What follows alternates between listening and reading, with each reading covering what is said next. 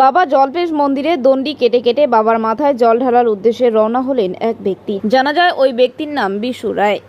জানা যায় সন্তান পাওয়ার আশায় মানত করেছিলেন জল্পেশ মন্দিরে বাবা ভোলানাথের কাছে। মানত পূরণ হওয়ায় এবার তা পূরণও করলেন ময়নাগুড়ি ছোট দমহনির এক ব্যক্তি। যা মানত করেছিলেন তাই করতে দেখা গেল। জানা গিয়েছে বছর কয়েক আগে সন্তানের আশায় জল্পেশ মন্দিরে মানত করেছিলেন ছোট দমহনির বিশু রায়। মানত করেছিলেন যে সন্তানের মুখ দেখলে দণ্ডি কেটে কেটে বাবা ভোলানাথের কাছে যাবেন। ফলস্বরূপ এক কন্যা সন্তানের বাবা হন বিশু। যেই কথা তেমনি কাজ। এদিন তাকে দেখা গেল দণ্ডি কেটে কেটে জল্পেশের উদ্দেশ্যে রওনা দিতে। সঙ্গে ছিলেন তার দাদা ও তার মেয়ে। নাম? আমার নাম সত্যেন। এই যে দণ্ডি কেটে বাবা জল্পেশের উদ্দেশ্যে যে বের হয়েছে, কি হয় আপনার? ভাই হয়। নাম কি তার? এর নাম বিশু রায়। কোথায় বাড়ি আপনাদের? ছোট দমনি। কখন বেরিয়েছেন?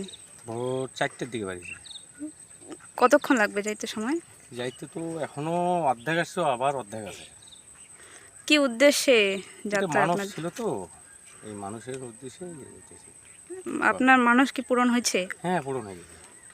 তোমার নাম কি? মমিতা রায়। কোন ক্লাসে পড়ো? ক্লাস 3। কে হয় তোমার এটা? বাবা। বাবার সাথে কোথায় যাচ্ছ?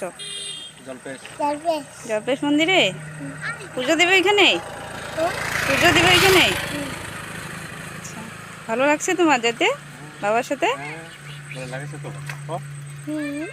ভালো লাগে, কবে ভালো লাগে। ভালো লাগে। ব্রহ্মপুরে দীর্ঘ কয়েক বছর ধরে অত্যাধুনিক সুবিধার সাথে শেহান বিমল রায়ের নেতৃত্বে টিচার রতন রায় কারাটের প্রশিক্ষণ দিয়ে চলেছেন।